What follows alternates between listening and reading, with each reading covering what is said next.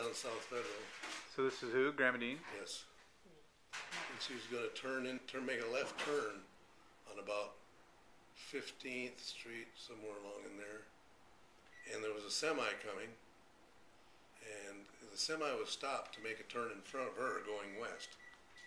And she thought, well, while he stopped, I'll just sneak across the other lane and get into 15th Street. Well, no, lo and behold, there's coming a little car speeding along behind the semi she didn't see, ran right in the front of her. And so they had to take her car away, and she ended up with a summons, had to go to court.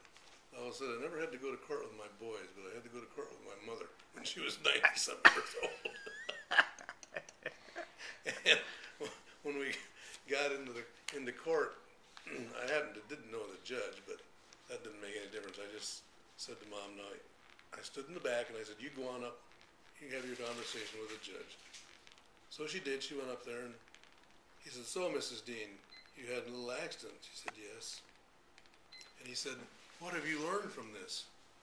And she says, well, I guess I'm going to have to be a little more careful. He says, good. Just walk on out of here, pay your fine out the door, and go on home.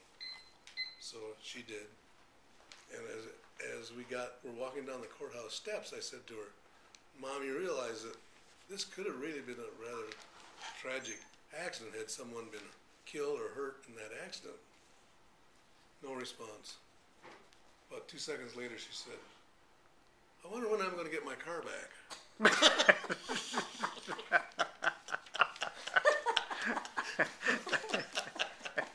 I don't think I ever heard that one. No. Yeah. He was like totally oblivious. Yeah, huh? yeah. It was in the body shop, of course, having to be fixed. Right. But you had to get it fixed so you could get it back, right? Yeah, right.